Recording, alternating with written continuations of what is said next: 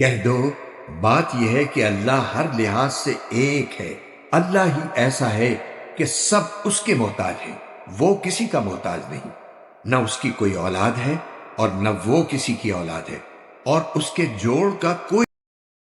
ابو لہب کے ہاتھ ٹوٹ گئے اور وہ خود ہلاک ہو گیا، نہ تو اس کا مال ہی اس کے کچھ کام آیا اور نہ وہ جو اس نے کمایا۔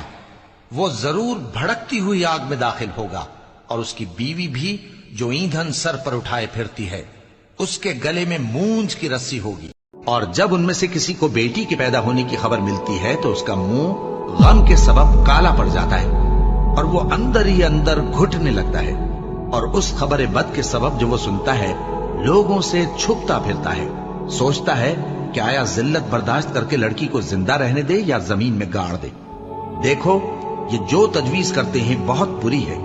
جو لوگ آخرت پر ایمان نہیں رکھتے انہی کے لیے بری مثال ہے، اور اللہ کو صفت اعلیٰ زیب دیتی ہے، اور وہ غالب ہے، حکمت والا ہے۔ کہو کہ اگر تم جانتے ہو تو بتاؤ کہ وہ کون ہے جس کے ہاتھ میں ہر چیز کی بادشاہی ہے، اور وہ پناہ دیتا ہے اور اس کے مقابل کوئی کسی کو پناہ نہیں دے سکتا۔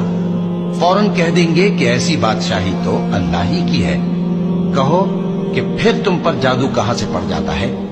بات یہ ہے کہ ہم نے ان کے پاس حق پہنچا دیا ہے، اور یہ جو بت پرستی کیے جاتے ہیں بے شک جھوٹے ہیں۔ اللہ نے نہ تو کسی کو اپنا بیٹا بنایا ہے اور نہ اس کے ساتھ کوئی اور معبود ہے۔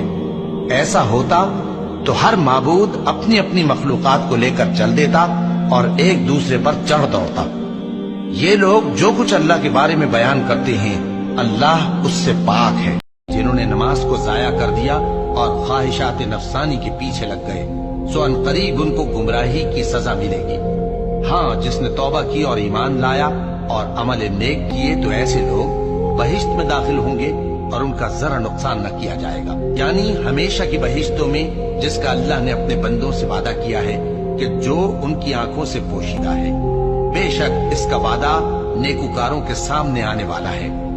یہ قرآن وہ رستہ دکھاتا ہے جو سب سے سیدھا ہے، اور مومنوں کو جو نیک عمل کرتے ہیں بشارت دیتا ہے کہ ان کے لیے اجر عظیم ہے، اور یہ بھی بتاتا ہے کہ جو آخرت پر ایمان نہیں رکھتے ان کے لیے ہم نے دکھ دینے والا عذاب تیار کر رکھا ہے۔ اور انسان جس طرح جلدی سے بھلائی مانگتا ہے اسی طرح برائی مانگتا ہے، اور انسان بڑا جلد باز ہے۔